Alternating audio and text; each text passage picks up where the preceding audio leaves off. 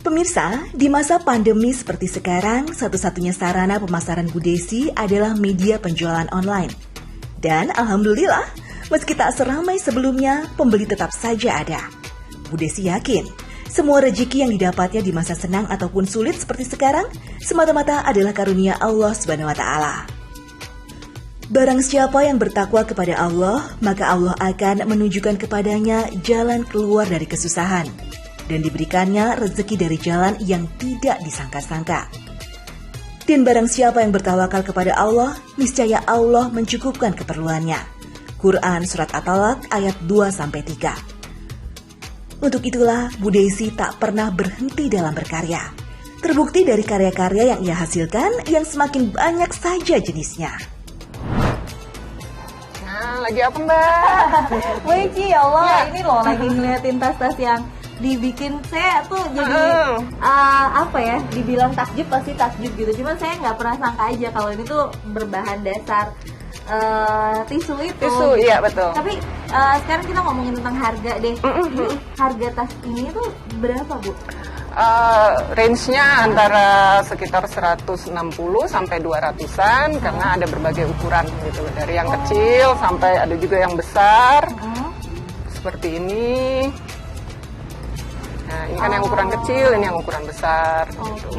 Jadi range-nya kurang lebih sekitar. Yang paling difavoritin sama pembeli?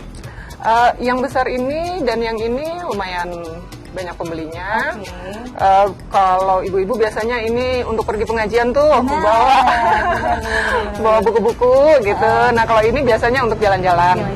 Nah, kalau anak-anak muda, anak-anak gadis biasanya suka yang begini. Ini kan beginian banget. Jalan-jalan ke mall, santai-santai, masukin handphone sama dompet kecil cukup. Gitu. Nah, ini sebenarnya kalau jualannya, kalau sekarang kan apalagi pandemi kayak gini pasti kan terbatas nih. Jualannya bisa di mana aja kalau sekarang? Ya, kalau dulu sebenarnya sih ada lumayan banyak ya kesempatan untuk kami bazar, pameran gitu di mall-mall gitu, sering sekali setiap bulan selalu ada.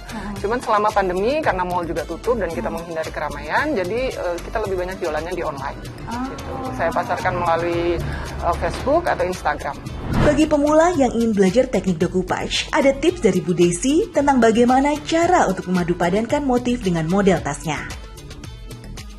Oh, ini yang kayak aku punya, pouch. Ya. Nah, kan sebenarnya boleh nggak sih Bu Eci kasih tips? Ini kan sebenarnya sesuai sama selera aja ya, selera untuk kayak memasangkan motifnya tuh di mana gitu. Kasih tips dong Bu Eci biar kayak gini nih gitu, bagus gitu. Lucu ya. Biasanya tipsnya kayak gimana, Bu? Sebenarnya kita lihat dulu medianya, ukurannya seperti apa, bentuknya seperti apa, lalu kita pilih tisunya. Disesuaikan, ukuran tisunya harus sesuai juga dengan ukuran medianya. Jadi jangan sampai motifnya terlalu besar, sementara ukuran medianya kecil gitu. Jadi kita sesuaikan ukurannya. Gitu. Nah, ini Pemirsa, seperti yang saya katakan sebelumnya, decoupage bisa diterapkan pada semua media, termasuk media kursi yang biasa kita duduki. Jadi ini salah satu variasi juga di decoupage begitu, silakan. Jadi selain di tas, kita juga bisa bikin di media kayu, dan media kayu ini bisa salah satunya seperti ini, stool atau bangku duduk begitu. Nah, ini juga decoupage. Aku bakalan ngasih tahu juga ini bener-bener karena saya pribadi, saya awam banget sama yang namanya produk decoupage ini sendiri. Jadi yang sebenarnya notabene-nya saya nggak tahu perbedaan yang paling signifikan kerasa antara yang tisu dengan yang kertas itu apa. Ternyata ini kalau disentuh aja, ini bisa kerasa kalau yang kertas ini lebih timbul ya. Iya, lebih terasa tepi-tepinya lebih. Bener-bener. Tapi sebenarnya kalau dari jauh sih tetap kelihatannya lukisan dan tunggu. Ini di ini kita variasikan dengan lukisan tangan. Ini kita variasikan Mbak, jadi ini dilukis lagi, pakai cat, kita kasih tambahan supaya lebih hidup ya, lebih variatif gitu. Jadi bukan hanya ditempel kertas, ditempel di kupas, tapi juga bisa dikasih lukisan-lukisan seperti ini. Proses pembuatan ini berapa lama?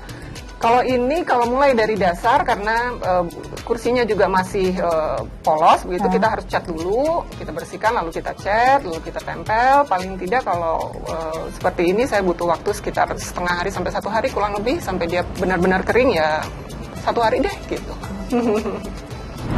Pemirsa pasti penasaran kan gimana cara memesan tas-tas cantik karya Bu Desi ini?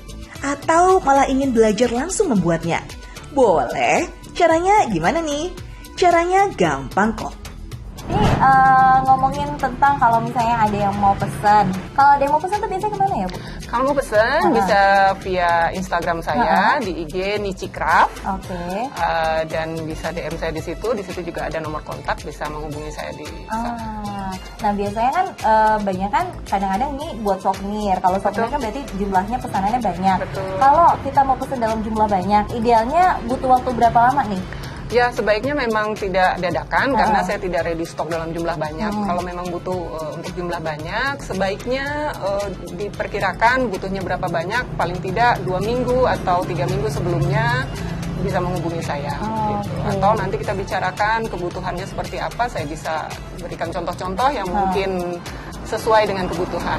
Obrolan saya sama Bu Eci tapi nggak kerasa juga kan karena ternyata udah selesai juga, dan ini semoga juga tidak hanya bermanfaat bagi saya tapi bermanfaat juga bagi pemirsa Muslimah Sakini. Yang paling penting adalah gitu, sebenarnya banyak jalan untuk berusaha gitu. Bu Eci ini salah satu contohnya, dari mulai karyawan bisa pindah menjadi wirausaha. Yang penting wirausahanya tuh kita menentukan gitu kira-kira apa yang kita suka, apa yang kita minati, itu yang kita tekuni. Dan balik lagi, jangan mudah menyerah. Kalau misalnya memang sudah merasa ini cocok untuk diri kita, jangan cobanya setengah-setengah gitu. Kalau kita bisa menekuni lebih dalam, ternyata bisa kok Bu Eci. Bahkan yang tadinya sekedar hanya menjalankan biasa sampai bisa jualan, sampai pada akhirnya bisa membuka workshop gitu. Kalau Bu Eci bisa, pasti akhirnya pemirsa Muslimah Sakini dan termasuk saya juga bisa.